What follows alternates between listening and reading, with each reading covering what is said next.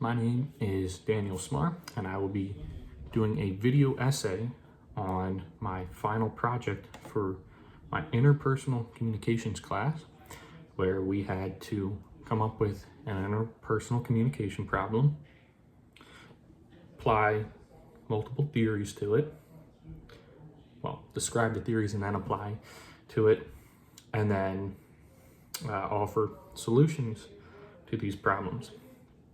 Now, if you're wondering why this camera angle is the way that it is, because that's how the camera fits on my desk while also having my laptop, which, full transparency, will be using as the basis for my information, because, to be honest, I'm not going to memorize an 8 to 10 minute video essay along with having to do a roughly 10-page paper on this topic, because if for my communication as performance class I didn't memorize a 5 to 6 minute performance on short fictional story and I was willing to take the hit with the points for that, it's gonna be the same thing here. So we're just gonna kind of go along with the flow of this. It's gonna be a little bit more free form, not as formal. Now it says in the rubric to be the creative expression, humor. Don't really think you can be too formal and have that humor. Have it kind of flow right. It just doesn't work. So, just for the way that I kind of laid this out, was about describing the problem as a whole. Then, after that, describing the theories somewhat in their entirety, but then mainly focusing on concepts from the theories, and then explaining problems, the interpersonal communication problem, with the concept, and then giving the solution basically right after. Because to me, going in the order of, say, here's the problem, describe the theory, apply the theory to the problem now, and then offer solutions. If you do that for the entirety of the paper, and so you describe multiple theories and then solutions to the problem, when the solution won't necessarily be to the last theory you mentioned, it can get a little bit more jumbled. So to me, I think this actually makes the essay flow a lot better and gives a lot more clarity to anybody who would be reading it. So, the interpersonal communication that I had was about an individual looking to evangelize about their personal religion to family members. Just sticking the hand in that beehive, just right off the bat. So,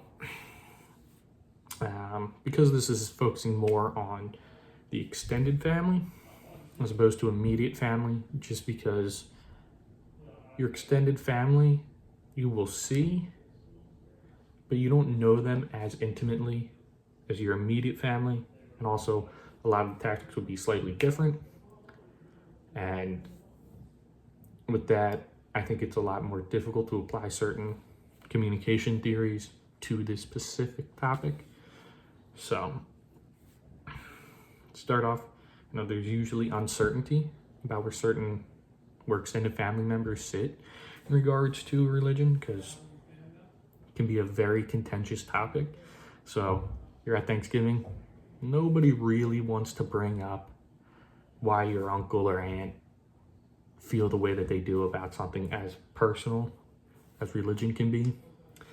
And then the other big problem when discussing religion is the fact that you as a family are just part of the same in-group. Like, that's not changing because you're biologically related. Like, you're going to see this family in the future. There's no getting around that.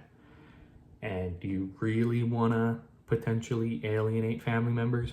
So that's the problem. You don't want to alienate them.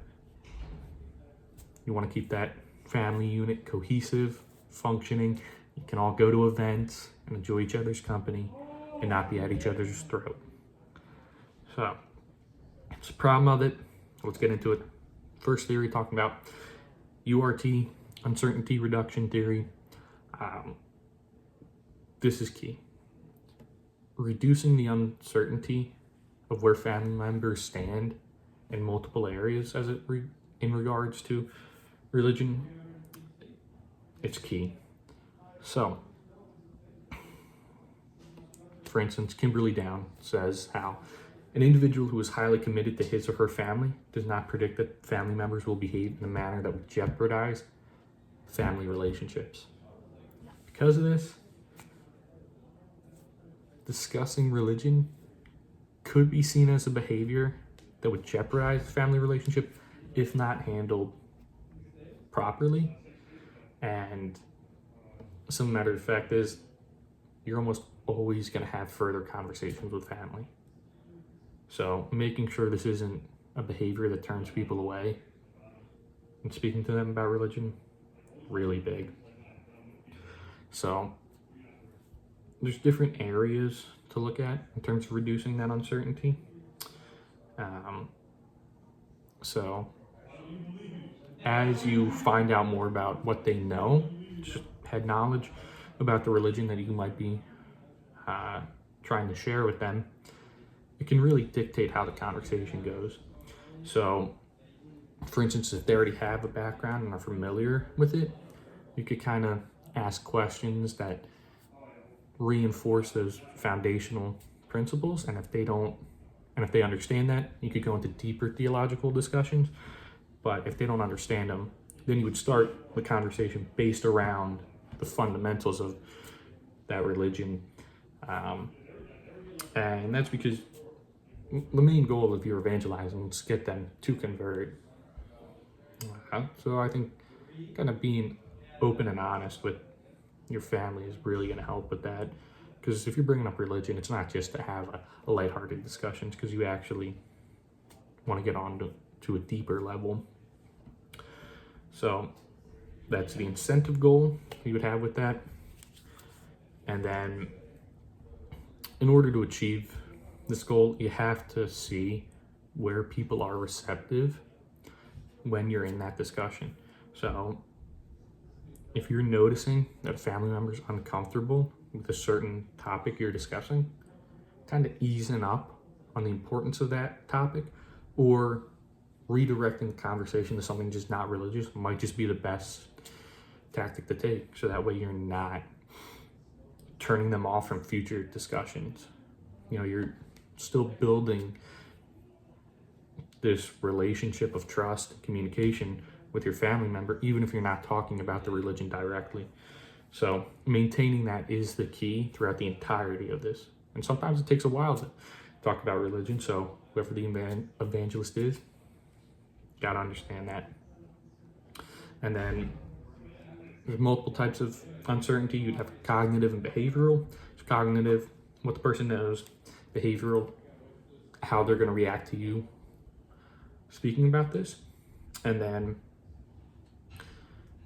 there's 4 ways in which you could reduce this uncertainty. So passive strategy, just observing them.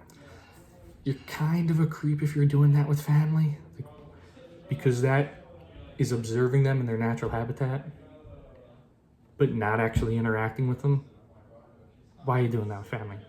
Don't. Not a good idea. Extractive is finding information about your family online. Again, kind of creepy. Also, not as, it could be seen as kind of like stalking. And the information you're getting online, people don't always present themselves as being who they truly are on the inside, projecting that outwards to the entire world, that the entire world can see. So, at least here in the US, passive and extractive strategy, just don't worry about them as much. It can still be helpful, but you're going to focus on active strategy, just talking to family members. Now, the key with this is family members. You probably want to talk to nuclear family members first to see, what did they impart onto them? What were their thoughts on religion? And then you can have a fairly good sense of where that person might be. And you could also get some information about like past traumas and stuff. That means that, hey, you can relate to that person or show them empathy for situations that they might not expect you to be showing there, because they wouldn't know that you would necessarily know about that stuff, but it would still be comforting. And then interactive strategy, directly speaking with that person. 3 key things is what they're saying, like the actual information, how they're saying it, and then the nonverbal cues with that. So if they're saying it with like conviction, you're like, okay, they really feel this way. Or if they're kind of saying it kind of submissively, like, oh, like, I don't know, I kind of feel this way, kind of wishy-washy too, then they're likely engaging in a behavior known as surface acting, as Julia Wood describes in Interpersonal Communications in Everyday Life, where they're just projecting what they feel would be appropriate for the conversation, and it's to avoid conflict as opposed to actually expressing their emotions. So interactive, again, just take in as much information as you can from them. You know, if they're not making eye contact, they're just looking around the room or kind of fidgety, moving their, not trying to get warm, but like playing with their hands or something like that, then there's a chance that they're just uncomfortable. And if you pick up on that, it's fine to just leave the conversation there and not continue pressing in, making them more uncomfortable. So then lead into people's social identity, which determines which in-groups and out-groups they belong to. So they're already in the family in-group, but they're in the out-group of the religious community. So you're kind of trying to bridge that gap between them. And people's social identity is based off of social structures and then personal identity. So they might not belong to any of the religious in-group factors. So to remedy this, you would fix that by bringing them in to the religious community by explaining it to them, showing them videos or pictures about it, and also bringing them to like events within the community so that they can meet others and really see what the community is about. That way they actually have like a connection there. It gives them an alternative to the communities that they're a part of currently. And then in terms of personal, that's going to be something that's up to them ultimately. So you can explain different things. So some of their hang-ups that people might have with this is like emotional things, like having the moral authority. Like, how do you say to someone, yeah, you should follow this moral authority, that you can't explain it with like empirical evidence? The best way is to show that your in-group is in a sense better than other in-groups because of the pro-social behaviors that they have and the in-group favoritism.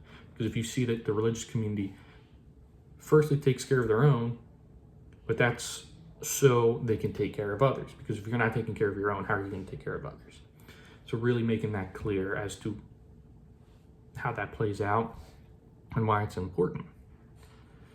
And then you're just kind of comparing that in what's called social competition to other in-groups or out-groups. And then you're really just making the case that, yeah, our group's better. There's a reason that if you're reaching out to someone in an evangelistic way, you feel pretty strongly about how good your group is. Like, I'm not going to be trying to get my family into stuff that I don't believe in. And if I was, it's probably pyramid scheme stuff. To be honest, I don't believe that's very kind to do, to try and trick family. And then for some people, the more emotional responses might not work for them. That's typically where people fall in terms of religion. But some people might actually be like, I want like a scientific reason for it. And for that, there was some studies done by Emily Greenfield and Nadine Marks, where they saw there was an association where people who more regularly attended formal religious practices, they had higher levels of, while it is subjective, psychological well-being. So it's basically saying, yeah, I feel better about this. And even just that psychological, you thinking you're in a better situation, usually you tend to actually do feel better in that when it comes to your emotions. If you're saying you feel better, it's not the same as looking at it like, oh, I feel like my situation's better, like my financial situation is better, even if your income isn't better.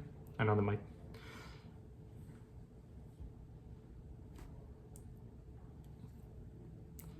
the train engine is starting to go.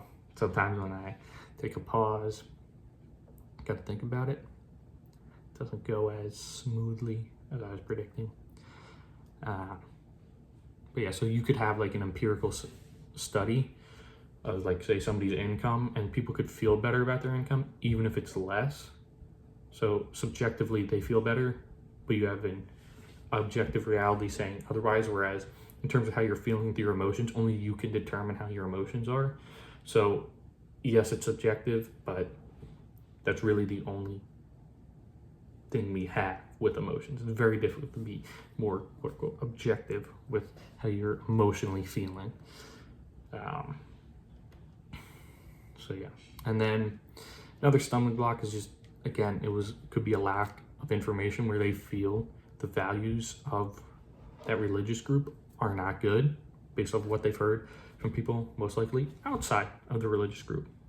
So in order to fix that, you just explain to them the actual values, and you can do that either by, again, bringing them to events and stuff so that way they can see it, or you can be like, okay, well, you guys are just like acting or whatever. You can actually then, reinforce that by bringing them in certain religions to scriptural references of holy text, where now they're like, okay, this is what the religion says they should be doing, this is what they're actually doing, they match up, this is good, or they don't match up, this is a bunch of BS. So, there's a lot of different things that someone who's evangelizing needs to take account for. And then in order for someone to really feel strongly that they're going to switch or convert to a religion, they're going to need to see that's going to have a positive impact on themselves, and that social group is going to be beneficial to them and most likely to society. So it's going to take a lot of time. Usually, if you just think, oh, I'm going to get somebody converted just by talking to them real quick, it takes time. Got to have patience if you're an evangelist. So, the entire time, it can be very messy and tricky. It's not necessarily going to be linear. You might not see progress the way you want. It might be kind of ride the wave sometimes. But through having this knowledge and understanding of these different theories, you can then apply these theories to make that process simpler, where okay, in this situation, I should handle it this way, and then that brings up a new situation, handle it that way. And then through that, the evangelists are going to be equipped for how to make persuasive arguments about why their family members should convert to the religion. And it's all primarily backed up in the fact that the evangelist has a love and a care for the family member. So if they didn't have the love and the care, they wouldn't be reaching out to them. So always having that underlying tone can be really crucial in helping these people, helping these family members see, I want to help you. And I believe the best way for me to help you is to get you to follow the thing that I'm following. That can be any type of religion, in terms of how this essay was based. Obviously, I think it's probably clear that just because evangelism, that is more of a Christian thing, that is kind of more what it focuses towards. You can get that hint. But again, you could do it if Judaism, Buddhism, even though it's not considered religion, atheism, you could do it for all these. But most of them aren't actually called to evangelize. So the core audience for this would probably be Christian. That's just kind of to wrap up where we're at with this. I know I went way over time by double, more than double at this point. But having more of kind of like a conversational attitude, I think is just better than just reading off of a PowerPoint slide that's super refined. To me, if you're making a video essay for something, you want it to be more personable. And you're not going to get that reading off the slides. It's going to feel just robotic. And to me, this class is interpersonal communication. I want to communicate the same way that I would I want to communicate on this video the same way that I would in person. And my style is to talk a whole lot, surprisingly enough. So I think that kind of wraps up the video essay on my final project. I'm very glad that this is over.